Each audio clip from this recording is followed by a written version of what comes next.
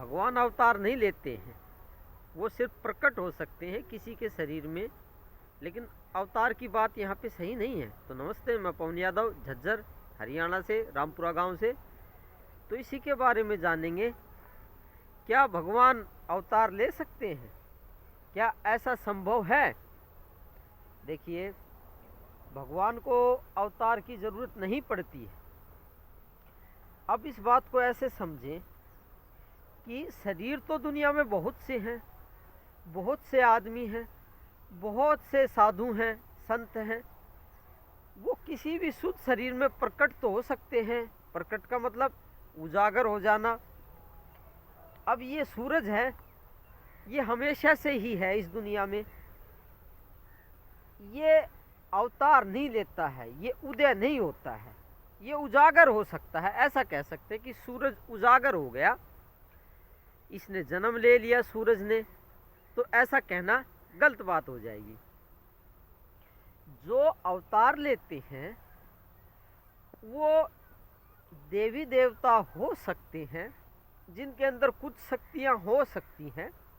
वो अपनी कुछ शक्तियों के साथ में इस धरती पे अवतार ले सकते हैं, लेकिन ब्रह्म भगवंत का अवतार लेना संभव नहीं है, जन्म लेना संभव नहीं है। भगवान ने ना तो कभी जन्म लिया है और ना अब लेगा, क्योंकि ऐसे समझे, ये जो हवा है,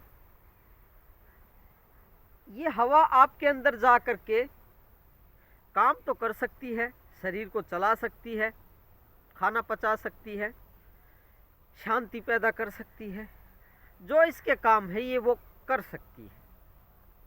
लेकिन अब हम ये कहें कि ये हवा जन्म लेती है, ये पैदा होती है, ये अवतार लेती है, तो इस हवा के विषय में ऐसा कहना थोड़ा मूर्खतापूर्ण काम हो जाता है। क्योंकि हवा क्या तो जन्म लेगी, क्या अवतार लेगी। ऐसे ही परमात्मा किसी के शरीर में प्रकट उजागर हो सकते हैं। दबे हुए थे, उजागर हो गए, वो तो हो सकता है। किसी शुद्ध आत्मा में उजागर हो गए, क्योंकि उसकी शुद्धि ज़्यादा है।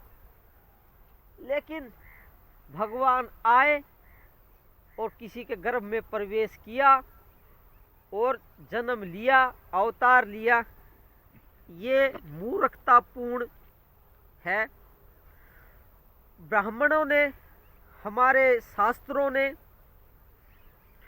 हमारे जो विद्वान हैं, उन्होंने, इन देवी देवताओं ने हमें मूर्ख बना दिया है, हमें भ्रमित कर दिया है कि भगवान जन्म लेते हैं।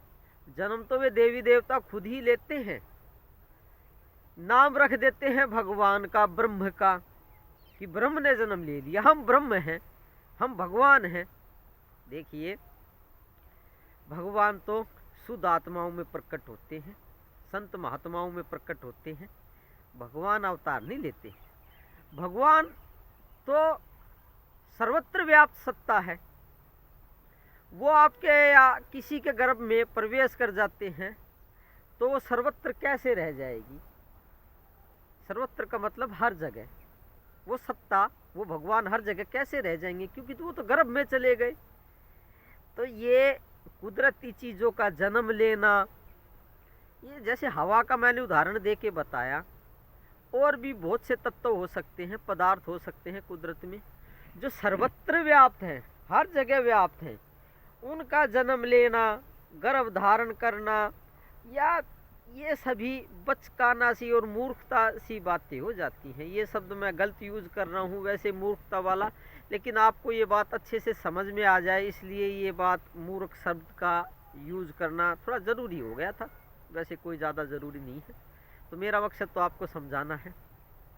तो कुदरती जो चीज़ फैलाव है ना, जैसे हवा की तरह ये आकाश फैला हुआ है, हवा फैली हुई है, ये जो कुदरती चीज़ें सर्वत्र फैली हुई हैं, ये जन्म वगैरह नहीं लेती, अवतार वगैरह नहीं लेती, ये सर्वत्र व्याप्त है, पहले से ही आपके अंदर मौजूद हैं। ये क्या जन्म लेंगी, जो चीज़ आपके अंदर पहले से ही मौजूद है, सभी जीवों में पहले से ही मौजूद है। जैसे ये हवा है, आपके अंदर मौजूद है ना, आप देख लीजिए, ये जीव हैं उनके अंदर भी मौजूद है, ये पौधे हैं इनके अंदर भी मौजूद है। तो इसी तरह भगवान भी है, वो सर्वत्र पहले से ही मौजूद है, आपके अंदर पहले से ही मौजूद है। वो क्या जन्म लेंगे और वो क्या अवतार लेंगे? कहते हैं 24 अवतार ले लिए, 12 अवतार ले लिए, अलग अलग रूप बना करके, आदमी के रूप में भी नहीं, अलग अलग रूप बना करके उन्होंने अवतार ले लिए। देखिए, मूर्ख ना बने, ये देवी देवताओं के छल हैं, कपट हैं।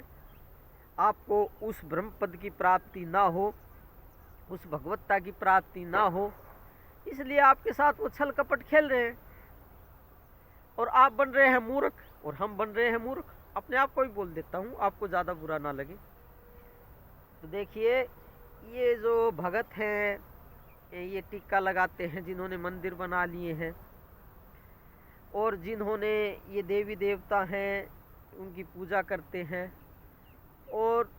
और भी ब्राह्मण हैं या कोई बुजुर्ग हैं या कोई और विद्वान हैं, ये सभी देवता और ये सभी मिलके आपको बेवकूफ़ बना रहे हैं। आप समझ लो इस बात को, दूसरा समझे या ना समझे, आप इस बात को समझ लो, आपकी शुद्धि निश्चित है।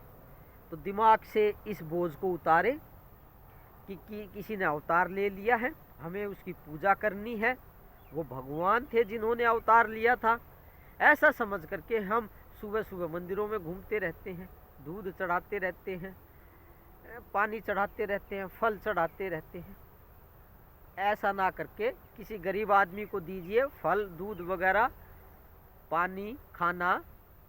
किसी गरीब को जो भूखा है, किसी विवशता की वजह से जो गरीब हो गया है, उसको दीजिए। अपनी शुद्धि कीजिए। ये भार ना बढ़ाए मंदिरों मंदिरों का कि अवतार ने जन्म ले लिया, ये उसकी मूर्ति है, इसके सामने फल चढ़ाएंगे, नहीं तो ये नाराज हो जाएगा। ये बच्चे वाली हरकतें छोड़ दे। कोई अवतार नहीं लेता है, ब्रह्म तो शुद्ध शरीर में प्रकट होते हैं। तभी मैं कहता हूँ, अज्ञानी से ज्ञान ना लीजिए, वो दिमाग का बोझ बढ़ा देगा, पूरी जिंदगी बर्बाद चली जाएगी। बेकार के कामों में, व्यर्थ के कामों में जिंदगी, जवानी पूरी चली जाएगी। अब तक आपने जो किया वो व्यर्थ ही था, निश्चित ही व्यर्थ था, उसका कोई फ़ायदा नहीं है, क्योंकि किसी ने आपको बेवकूफ़ बना दिया और आप पूरी ज़िंदगी किसी देवी देवता की भगवान मान करके, ब्रह्म मान करके उसकी पूजा की, पैसे खराब किए और सुबह सुबह उठ के अपनी नींद खराब की। वो भी गलत है, नींद भी पूरी चाहिए, शरीर को स्वस्थ रखने के लिए नींद भी ज़रूरी है। तो ये सभी आपने कुछ गलती कर लिया है। दिमाग को, बोझ को उतारे और किसी पूर्ण गुरु से ज्ञान लेने की कोशिश करें, जिसमें के अंदर ब्रह्म प्रकट हो चुके हैं। पूर्ण गुरु का मतलब जो ब्रह्मता से पूर्ण है, जिसके अंदर भगवान प्रकट हो चुके हैं, या ऐसे कह लो जो स्वयं ही भगवान है। तो आज आपका दिमाग का बोझ मैंने हल्का करने की कोशिश की। जो समाज ने, देवताओं ने, विद्वानों ने और बुजुर्गों ने जो बोझ आपके दिमाग पे बढ़ा दिया था, और आपका समय बचाने की कोशिश की। आप पूर्ण ब्रह्म हैं, आपको मैं प्रणाम करता हूँ, बार बार प्रणाम इसीलिए करता हूँ कि आप ही भगवंत हैं। आपको ये बात पता नहीं है, मुझे ये बात बहुत अच्छे से पता है, किताबों से नहीं, पढ़ के नहीं, हकीकत में पता है। धन्यवाद, आज के लिए काफ़ी हो गया। कल फिर बात करते हैं किसी अच्छे और शुद्ध विचार।